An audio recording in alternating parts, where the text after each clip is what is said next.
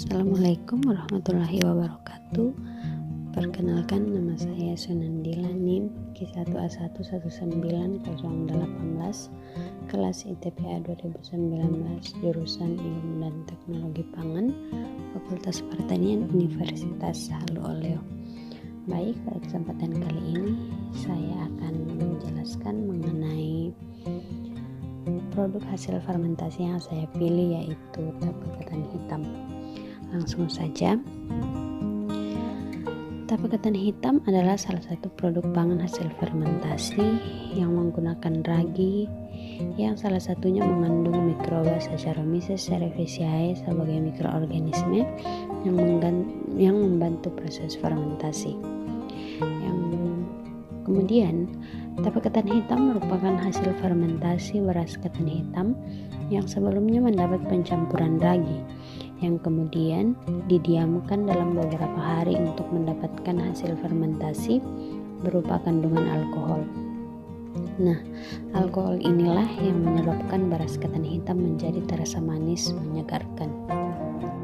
Apa saja bahan baku dalam pembuatan tape ketan hitam?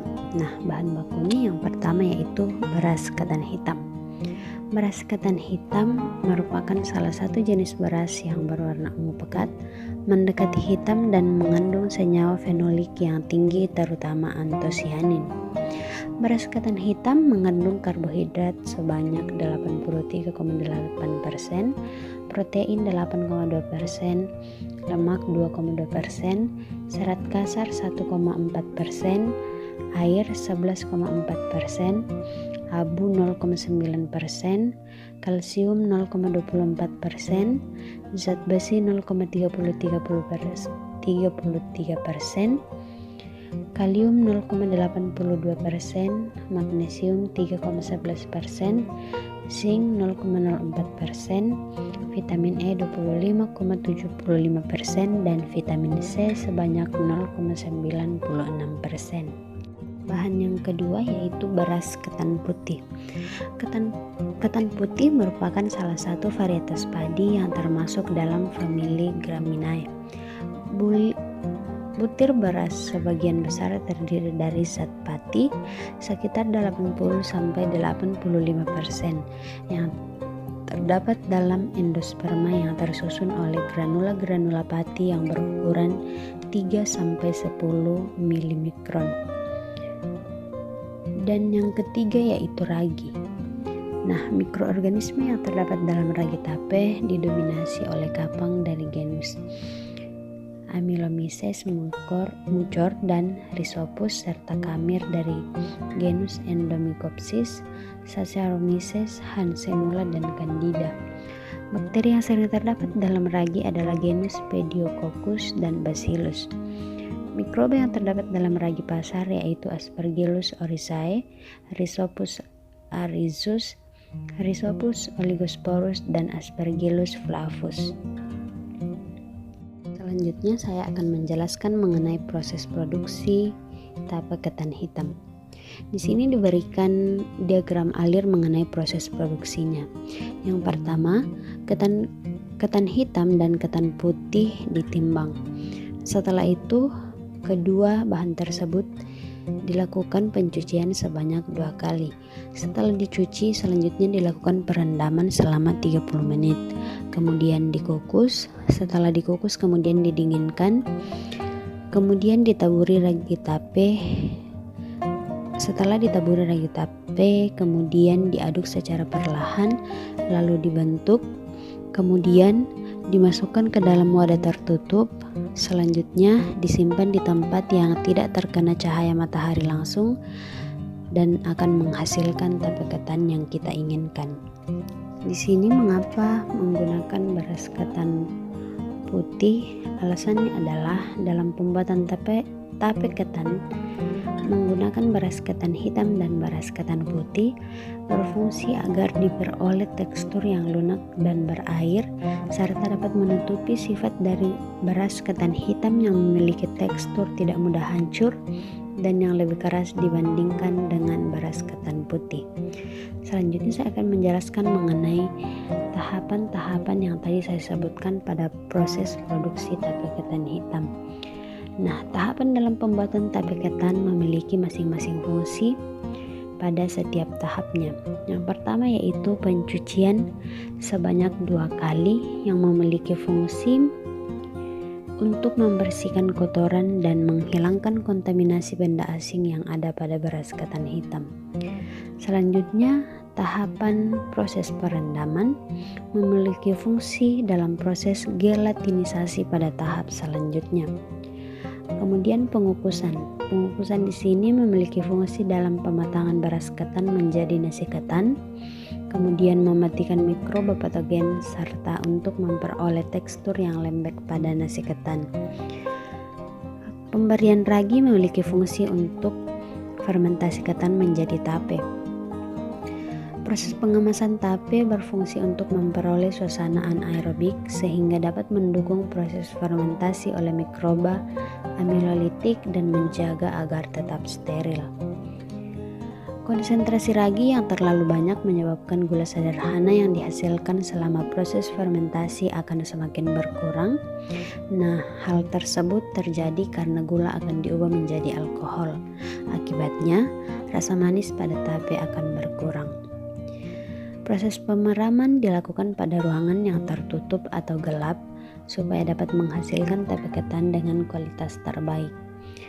Suhu optimal untuk fermentasi tape yaitu 35 derajat Celcius sampai 45 derajat Celcius. Kondisi keasaman yang baik untuk pertumbuhan bakteri adalah 3,5 sampai 5,5. Selanjutnya saya akan menjelaskan mengenai mikroba yang berperan dalam proses fermentasi tape ketan hitam. Pada gambar ditampilkan yaitu gambar dari Saccharomyces cerevisiae. Saccharomyces berasal dari bahasa Yunani Latin dan berarti jamur gula atau saccharon menjadi bentuk gabungan gula dan myces menjadi jamur. Yang kedua yaitu cerevisiae berasal dari bahasa Latin dan berarti bir. Yang ketiga, Saccharomyces cerevisiae adalah spesies ragi atau jamur mikroorganisme yang bersel tunggal. Spesies ini telah berperan penting dalam pembuatan anggur, pembuatan roti, pembuatan tape, dan pembuatan bir sejak zaman kuno. Mikroorganisme ini adalah mikroorganisme di balik jenis fermentasi yang paling umum. Sel Saccharomyces cerevisiae berbentuk bulat telur dengan diameter 5-10 μm. Selanjutnya yaitu proses metabolisme mikroba seperti yang terlihat pada gambar yang telah diberikan. Nah, reaksi dalam fermentasi tape ketan adalah glukosa atau C6H12O6 yang merupakan gula paling sederhana melalui fermentasi akan menghasilkan etanol atau 2C2H5OH. Reaksi fermentasi ini dilakukan oleh ragi dan digunakan pada produksi makanan. Pada gambar selanjutnya juga kita dapat melihat reaksi fermentasi alkohol dan skema jalur fermentasi alkohol oleh Kamer. Selain dari mikroba Saccharomyces cerevisiae tadi, juga terdapat beberapa jenis mikroba yang terlibat dalam peran fermentasi tape ketan hitam. Yang pertama yaitu Aspergillus. Nah, dalam pembuatan tape, mikroba ini berfungsi untuk menghidrolisis pati pada bahan baku menjadi gula-gula sederhana. Selanjutnya ada Acetobacter yang berfungsi untuk mengubah alkohol menjadi asam laktat. Amylomyces yang berfungsi untuk pembentukan sakarida atau sakarifikasi dan cairan. Rhizopus yang berfungsi untuk pembentukan cairan dan alkohol. Endomycopsis yang berfungsi dalam pembentukan sakarida dan produksi aroma yang lebih spesifik. Kemudian Hansenula yang berfungsi dalam pembentukan aroma. Candida berfungsi dalam pembentukan aroma yang spesifik. Pediococcus dalam pembentukan asam laktat, dan yang terakhir adalah mikroba Bacillus yang berfungsi untuk pembentukan sakarida. Nah, dari mana mikroba-mikroba tersebut memperoleh energi untuk bekerja dalam proses fermentasi? Nah, mikroba-mikroba tersebut memperoleh energi dari karbohidrat dan lemak yang terkandung dari beras ketan hitam dan beras ketan putih, di mana beras ketan putih memiliki karbohidrat sebanyak 83,8% dan beras ketan hitam memiliki 79,4%. Kemudian beras ketan hitam memiliki lemak 2,2% dan beras ketan putih 0,7%.